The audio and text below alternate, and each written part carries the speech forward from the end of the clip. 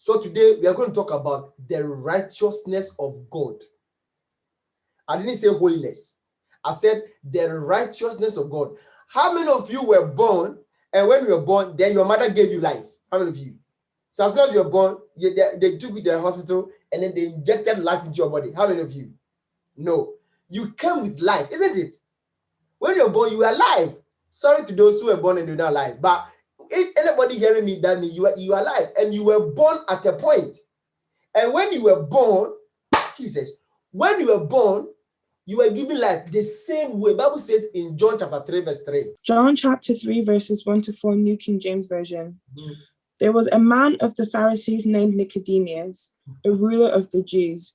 This man came to Jesus by night and said to him, Rabbi, we know that you are a teacher come from God, for no one can do these signs that you do unless God is with him. Jesus answered and said to him, Most assuredly I say to you, unless one is born again, he cannot see the kingdom of God. Nicodemus said to him, How can a man be born when he is old? Can he enter a second time into his mother's womb and be born? The answer here is no, isn't it? So you cannot go back to your mother's womb and be born again. So what does all this thing about born again means? How many of you are born again? Wow. Everybody's born again. That's a powerful statement. So what does it mean to say you are born again? Jesus. Let me explain to you here. When we say you are born again, okay?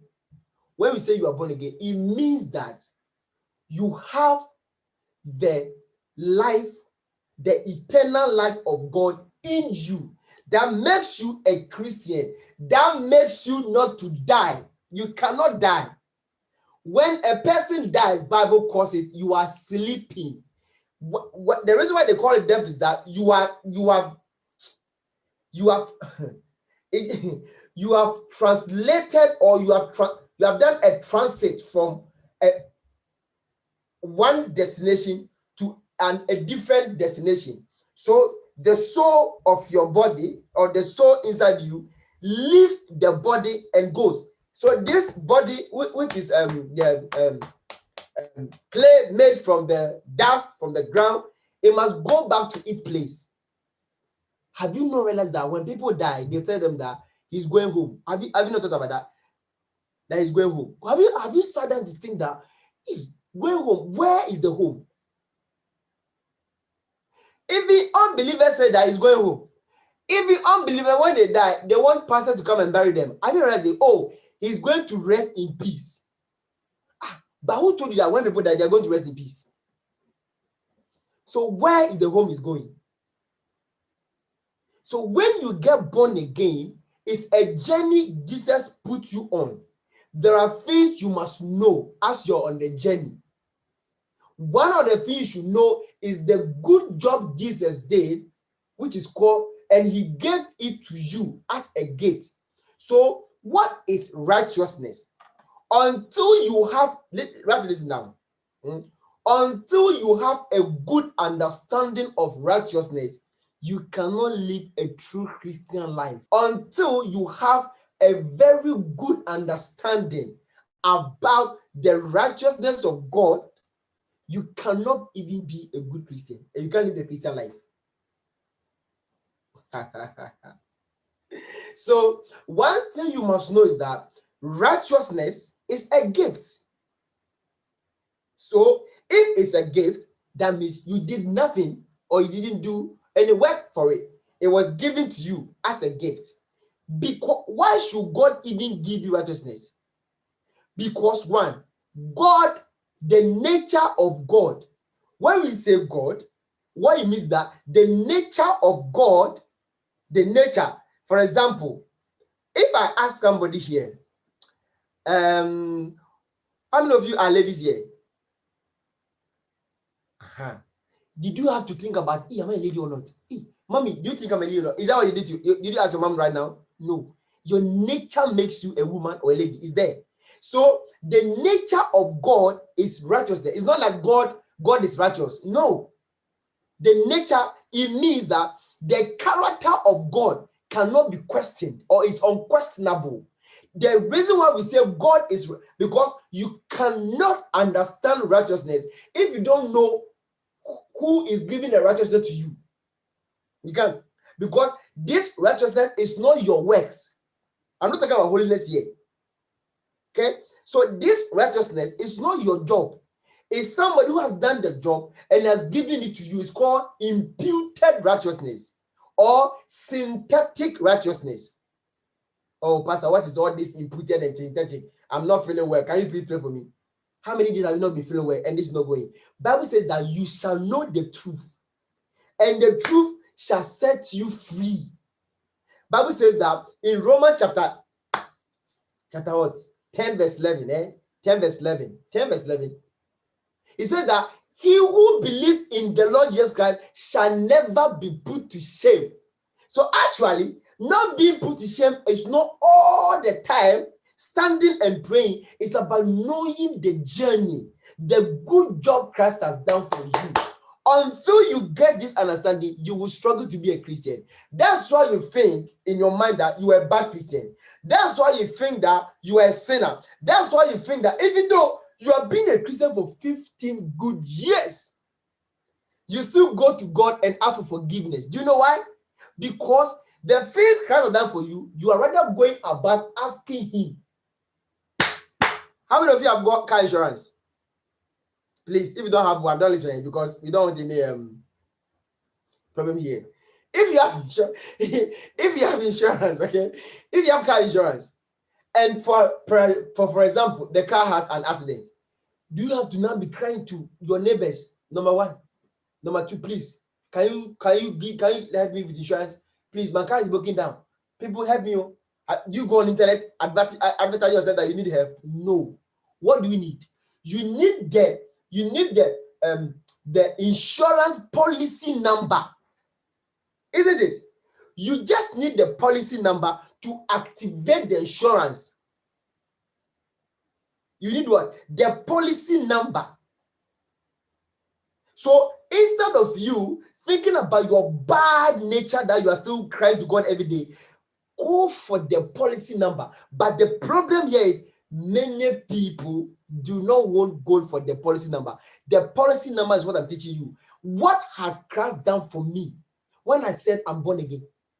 And I lift up my eyes. Today, Lord, I accept you. Forgive my sins. I'm a new creation. What do you think it happens when you do that? That's why you're doing this journey. So that's why you have people who have been Christian for 15 years, and they still believe a witch in their family is making the Lord to prosper. No, you have people who are born again, tongue speaking, and they do all the ABCD of Jesus Christ or Christianity, but they still believe. They believe some witches can work on them bigger than what the package Christ has given them.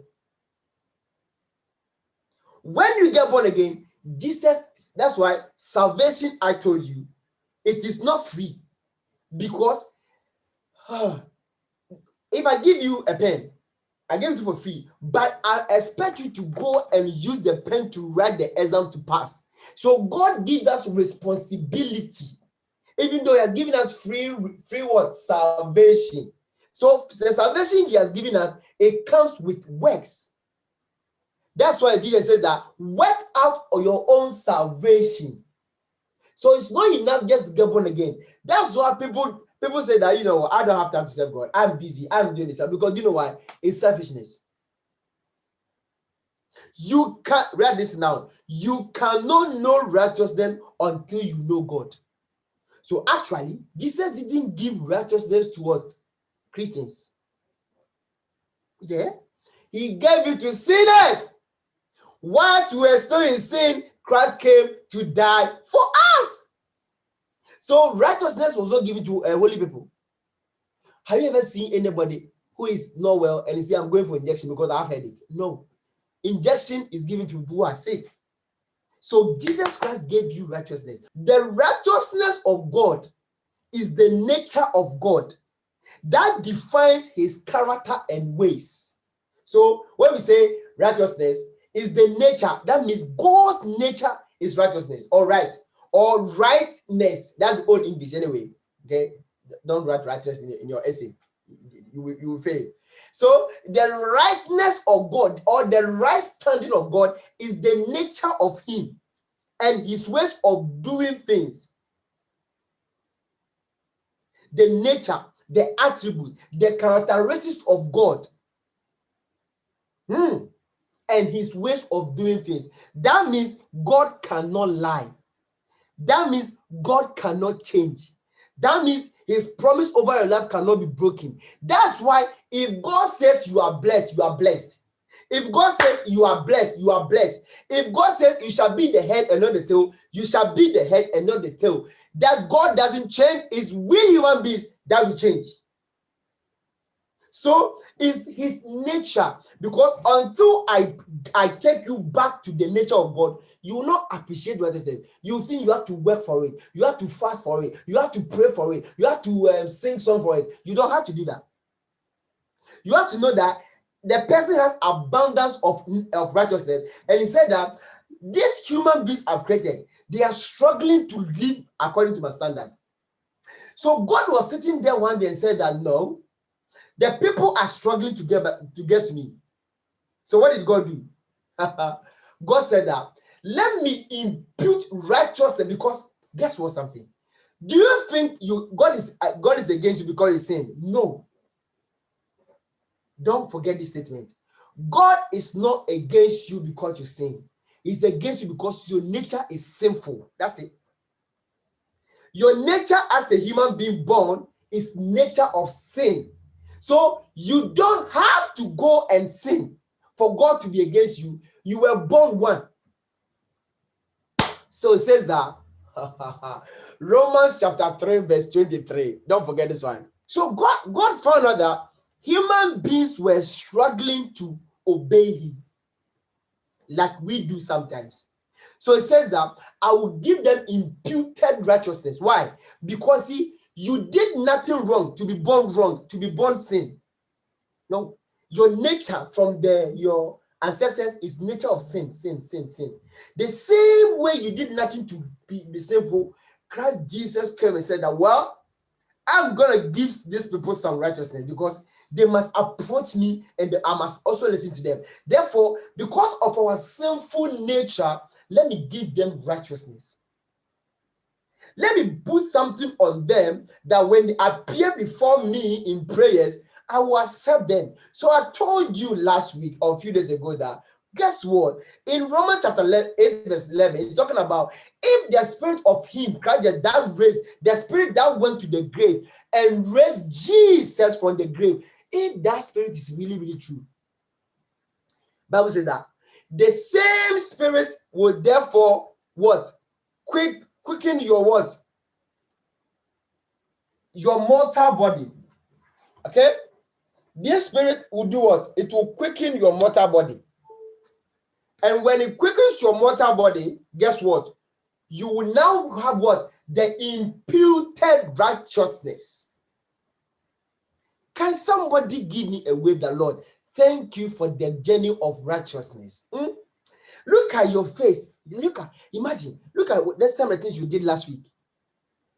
Hey! And God says that you are righteous. Hey! You are even surprised that you have called righteous. Look at the things you did last week. Even not be last week. This morning, the things you have done in your bedroom by yourself. And God says that you are righteous. That is the job he has done for you. That's why if you understand this journey we are on, right? You will look at the mountain and say, mountain, you are moved off my way. You look at sickness, it's not my portion. You look at poverty and say, poverty, you are not my portion. Because Jesus' righteousness doesn't come with poverty.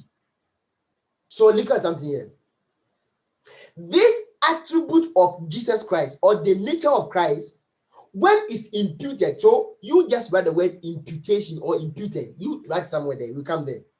When this attribute of God is imputed to the human spirit at the new birth, God now gives you a right standing. So when we say righteousness, the nature of God that we cannot dispute, okay? the character of God that we cannot question. God imputed part to us, and the portion He has given us, it gives us the right standing with Him. That's why when you pray, God hears. That's why when you cry, He knows. So I've said that in Hebrews that we have a high priest who also thinks about our infirmity. So Jesus knows you are struggling. That's why I said that when you come to me with boldness. And when you pray, believe in my prayers. So the reason why you are so struggling as a Christian is that you have not appreciated the wonderful work of righteousness. Look at our prayers. 1 John 1:19 or 1 John 1:9. There's no 19. 1 John 1:9 says that when we ask God our forgive sins, ask for your sins, and God will forgive you. How many of you were born and you were asking for life to be given to you? No. Do you go asking the insurance company that, you know what? I've got accident. Can you please? I'm begging you, please come and visit my car for me. No. You activate the code. As soon as you activate the code, the process begins. Go to God and tell God, appreciate. See, that word ask is not original translation. It means acknowledge the forgiveness of our Lord Jesus Christ. Acknowledge. Appreciate the working forgiveness of Christ Jesus Christ, and it will activate for forgiveness for you. Until you acknowledge it, that's why you keep asking, God, you know I did that to forgive me. So your prayers, half an hour on forgiveness. Forgive me. Lord, forgive me. Lord, you know what? If I do this in the last time, kill me. How many did that before? God, if I do this for the last time, God, you know I'm weak. You know the body is really happy to do the work. But the spirit is willing, God. But the body is weak. But God, if I do this the last time, kill me. How many of you did that prayers? Do you see God didn't answer that kind of prayers? But now you're already dead already. But He knows that you don't understand what you're talking about. You don't understand what you're talking about. So that means we couldn't approach God until God had to give us this righteousness. Righteousness is a gift. So let's do Romans chapter 5, verse 17. Romans chapter 5, verse 17, New King James Version. Mm-hmm. For if by the one man's offense death reigned through the one, much more those who receive abundance of grace and of the gift of righteousness will reign in life through the one Jesus Christ. Amen. Look at verse 18. Therefore, as through one man's offense judgment came to all men, resulting in condemnation, even so. See, if you have a Bible that is yours and it's New King James, underline this word, even so. This word is so nice. Even so. How many of you have done this mathematics before? Simultaneous equation. If you don't lift your hands because I'm going to ask a question now. If you have forgotten about that one too, please keep it to yourself. Okay. Simultaneous equation. It means that when you do good job, because in simultaneous equation, you are dealing with two variables. I hope you know variables here. Okay. If you are dealing with a variable like A, B, C, D, E, and then you find someone said, Pastor, all this mathematics, you know what, I wasn't good at mathematics. You listen to me. I'm teaching you for free. Okay. So it says that when you find a good answer for the first variable, because in simultaneous equation, you are either justifying two variables to be right, isn't it? So when you find one variable that is amazing and good, it's automatically you can find the other variable easily. So it says that he's comparing you with the death sentence that the sin brought to you because of your nature. Because of your nature, it says that, look at this one.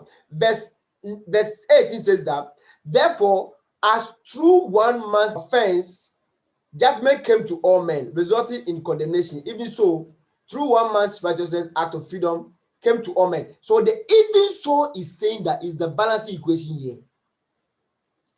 That tells you that Jesus has done a good job for you. Look at your life. Look at where you used to be. Look at where Christ has brought you. it says that your judgment was supposed to what? To go and die. But he took your place and replaced your death place with righteousness, so that when you stand before God, whether you have done holiness or not, whether you have done good or not, whether you have done bad or not, and because the nature of God, it means right standing or the rightness, if I use the old English, it means that God doesn't change. It means that your salvation is authentic. It means that you have been translated from darkness to light. So Matthew chapter 13 says that you are the light of the world. Or actually, you are the salt of the earth. The salt, when it's not properly catered for and it's poured on the ground, people walk on it. That means you, everywhere you appear as a Christian, you're supposed to change the game. Salt in soup, salt in food changes the taste. That means your life cannot be tasteless. That is what it means to be a Christian. It says you are the salt, not of your family, of the whole earth. So wherever you find yourself and things are not going well, your job is to change it, because you are salt that can change the taste of a situation. Do you understand when Christ says this is what he has done for you? That is why you see many people fighting the devil from ignorant point of view. Go to the devil, tell the devil that I am the righteousness of God in Christ Jesus. Therefore, sickness cannot live in this body.